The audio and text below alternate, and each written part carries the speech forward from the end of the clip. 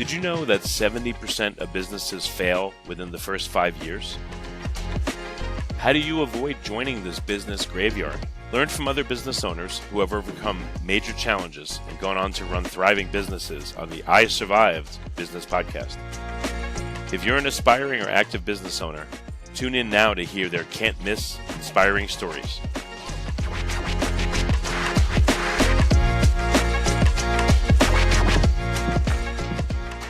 Hello, this is Richard Jacobs with the I Survived Business Podcast. My guest today is Olivier Momma. He's the founder of a company called Ekster, EKSTER.com. He was kind enough to send a couple of his smart wallets for me to check out and evaluate. And my son grabbed one immediately and thinks it's so cool. And within 20 minutes told me about the RFID blocking and all the features of it. So he was right on it. So thank you, Oliver, and welcome to the call. Thank you so much for having me, Richard.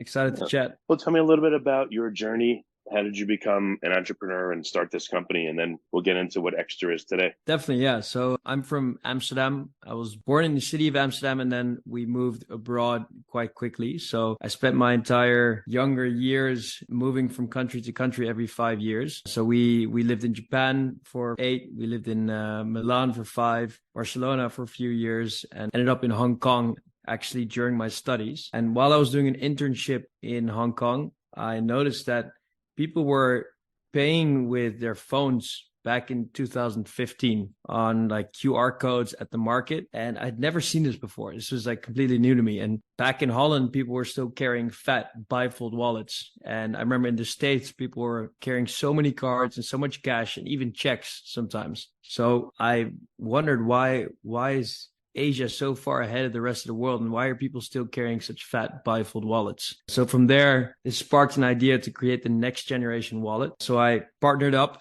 with Rick and Richard, and we started designing what we thought would be the next generation wallet. And the first question that really came up is like, what is the biggest problem with wallets these days? And the answer we got from most people we surveyed was the fact that you lose it.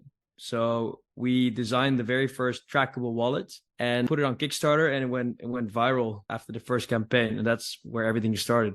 Okay. Yeah, these bifold wallets, I remember my dad always putting more and more papers into it. So it got so monstrously fat, he couldn't even fold it. Yeah. You know, when people used to put it in their back pocket, it would really mess up them, their spine sitting like that. So what were some of the elements that you wanted to change with this new design?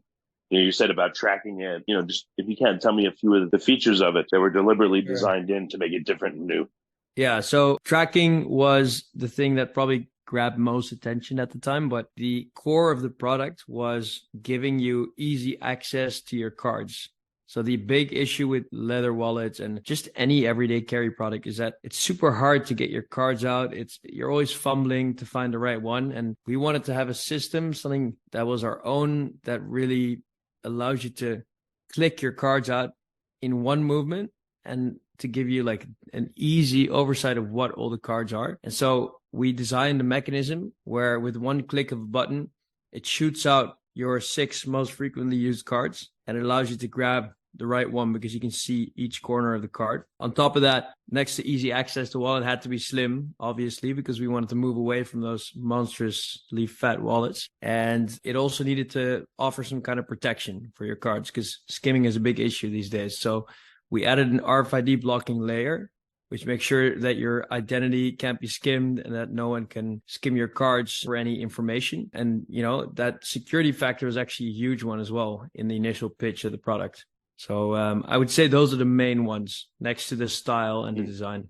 Yeah, it's a really cool set of concepts. So when you first launched it, what was some of the early feedback on the wallet? And you said it did really well, I guess, in its first campaign. So instead of just a few numbers around that, well, maybe how many wallets sold in the first campaign? And then what was some of the early feedback that caused you guys to iterate and improve it further?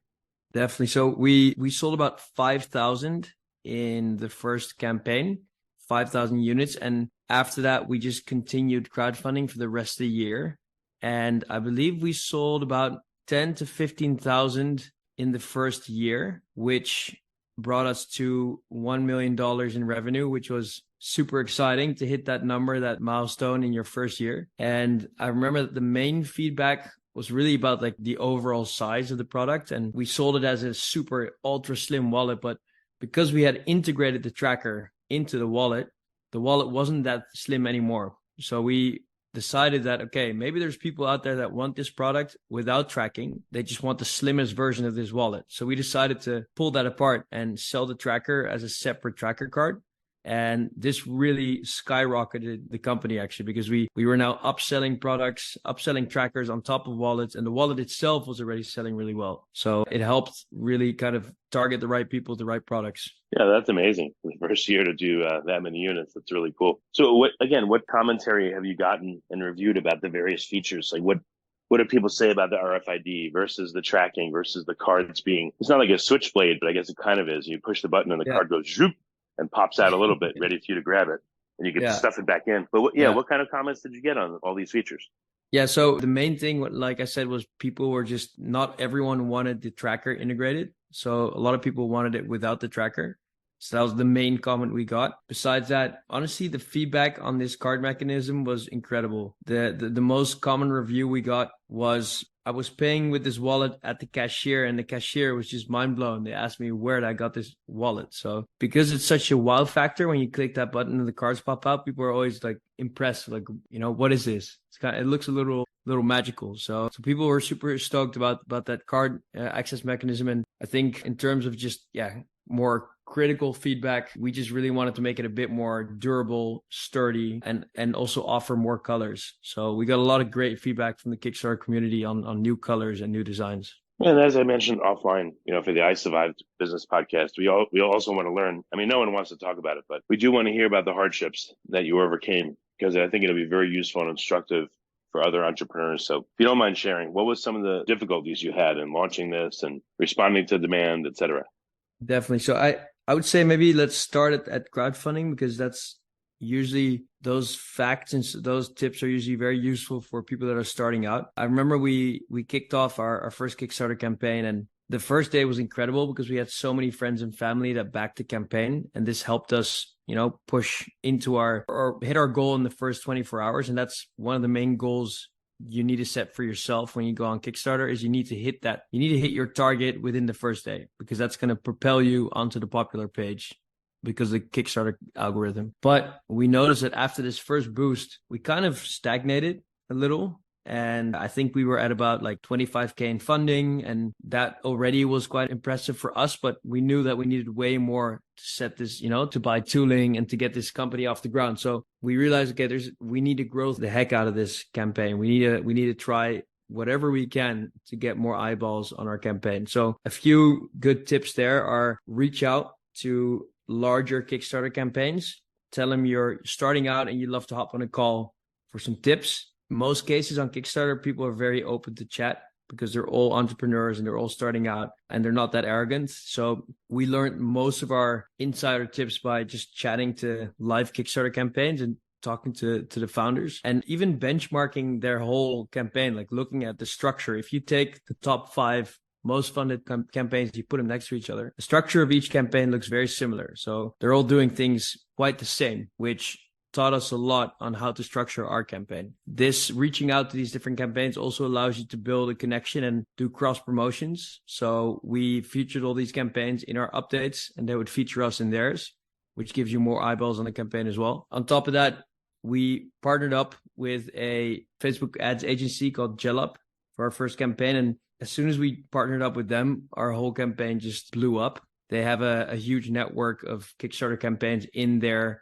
database. So they're able to target people that are already interested in Kickstarter products. And they have quite a long history with Kickstarter campaign marketing. So they know how to target the right people at the right time with urgency. So yeah, there's definitely a lot of interesting nuggets for Kickstarter. We could dive into that more later. I guess it sounds like you have lists of people that have bought from one or more Kickstarter campaigns. They're more likely to buy again from another one. So I guess these, companies like this can share those big lists and help. I guess, I guess you do a successful campaign. You say to people, hey, if you'd like to join our list, we'll let you know about upcoming other campaigns you might be interested in. And you create a network of interested folks, I guess, right? Definitely. Yeah. Makes sense. That really helped us at the beginning. Yeah. So I would say right after that, the biggest struggle we ran into was definitely the supply chain. So just ops fulfilling your products, making sure you're in stock at all your warehouses. And we thought, okay, now we've sold on Kickstarter, so we've sold to over 50 countries. We might as well make our products available in multiple areas of the world. So open up multiple third-party fulfillment centers.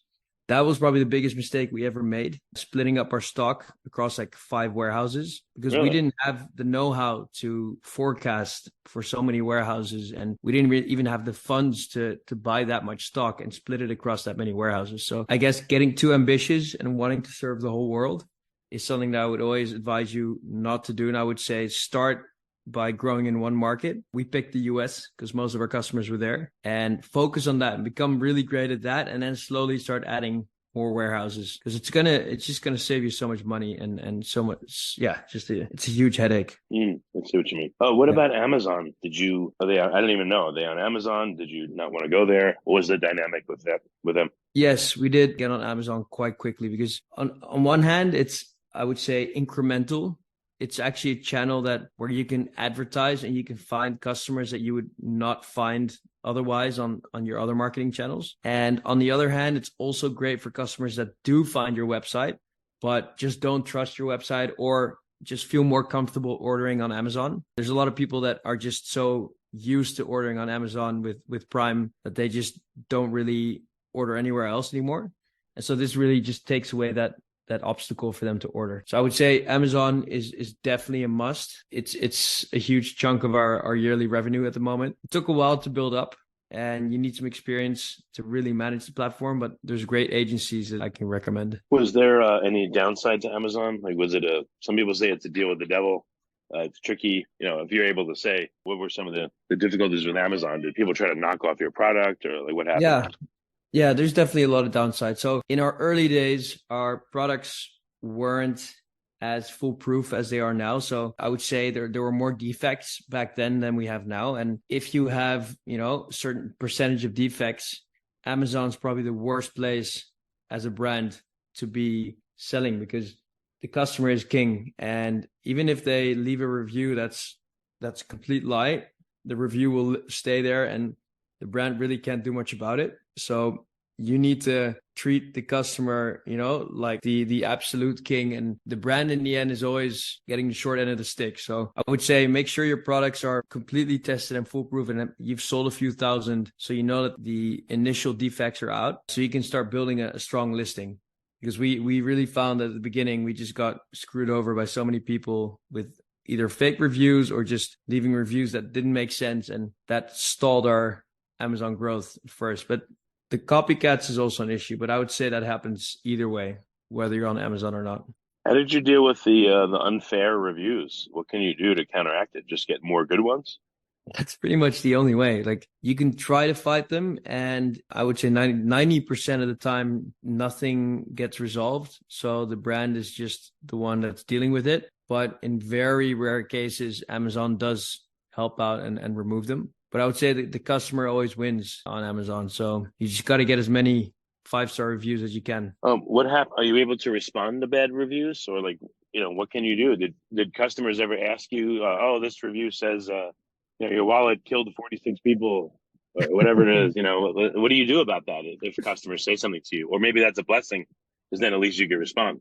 Yeah, so preferably you'd have them leave it as a question so you can respond to them. But if, like, in many cases, when you do respond to them, they don't write back. They really just want to leave this review and they just don't want to discuss it. They don't want to discuss it. They just want their money back. So I guess the only thing you really can do is reach out to them and then reach out to Amazon if you think the review is unfair, and then hope for the best. Okay, understood. So did this spawn other products that you are making, or like how much more work is there to be done on the wallet to perfect it and to perfect the distribution, or is that never ending? Like where are things headed now? So we started out with trackable wallets that then evolved to a whole range of slim, futuristic wallets. And now we're actually about to release the next generation of our wallets next year, where it's like a complete revamp of everything we've made with all the feedback from our customers brought into it over the past few years. So that's going to be a huge launch. It's like our 2.0 collection. But on top of that, we are also venturing into the travel and gear industry. So we released our first backpack in August, and we're releasing a bunch of bigger products in 2024, which is super exciting. We have a huge customer base, like a big community. So people are they want more Ekster gear, and we want to expand to offer them that. However, two things come to mind. One is for people that have arthritis or they lack dexterity in their fingers. Is there a way that you could create a wallet specifically targeted those kind of people that just, they're either clumsy, or again, they lack the dexterity, or they have a medical condition where it's very hard to get the cards out? That's one thing that came to mind. I just want to see what you thought about that. That's actually a huge coincidence that you mentioned this, because a few weeks back, we got an email from a customer who has Parkinson's, and he said that he tried multiple wallets on the market and didn't have any luck because it was so hard to pick the right card out of each wallet. And he tried our wallet and he was so excited about it because it was such an easy mechanism to click, and so it didn't require much power to get his cards out. So this guy was sending us this huge love letter, and we printed it out and we hung it up here because it's just such a sweet message to receive. And yeah, I mean, obviously those are the best kinds of reviews you can get. But yeah, apparently this wallet is already great for people that don't have much power in their fingers. And then, today we tap everything. Is there a way you can have a shield? Maybe you could use the RFID shield or do a carousel type action where you flick or something, so the card that you want to tap is exposed, but the other ones don't, give their information to the tapping mechanism. Is there a way to have a card come out but isolate it so it can be tapped and then go back in? Yeah. I love these ideas. These are all things that have popped up actually in our brainstorms, and we always tinker and we try around, we play around with sampling. This specific one we tried out, but it would require the wallet to be almost twice as thick because each card would need its own lever, its own housing. And we played around with this, but it was you're kind of gonna lose the slimness. So, but yeah, this is something that we do think about, and we brainstorm about that. So I love the fact that you mentioned it. Yeah, it's just what came to mind. The last thing that I thought of, and this is it, no more ideas. Is there a way to create a mini vault for, let's say, your driver's license? Let's say, I want to be able to show it through a clear panel, but I don't want it to be able to come out of the wallet very easily unless I unlock it somehow. I want it to be literally locked into the wallet. And with the tracking, I guess that would feel safer. So is there any way or need or desire to do something like that? Yeah, we have had that request a few times from customers, because in the States, people have wallets with a little clear pocket for their driver's license. We are actually looking into this now. So you might see something come out soon. We're actually playing around with the idea at the moment. So it's a nice one. Excellent. Yeah. Yeah. So, all right. So the other products now you said a backpack, the newer products, are they out yet? Or are they coming soon? And let's just recap what they are as well. Yeah, so we have a backpack. It was built for on and off the grid. So it's a super sturdy and waterproof recycled backpack, which you can use to commute from home to work. But the same day, you could also take it into the desert and use it as an outdoors backpack. It has a bunch of super cool features, amongst which a modular camera cube and a modular tech case, which you can take out and attach to the bag, as well as a laptop power bank, so you can keep your laptop charged for another day. I personally use that a lot when I'm traveling, because it's a great power bank to just charge all your devices at once. Here again, we're including all the tech in these products, and we want to make sure that every single bag that we bring out has some kind of innovative tech feature.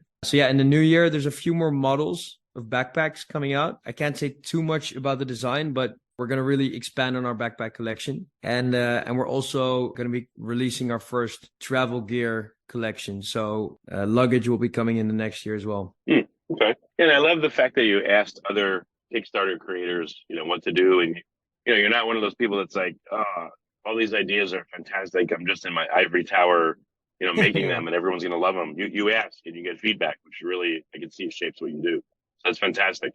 That's a great thing.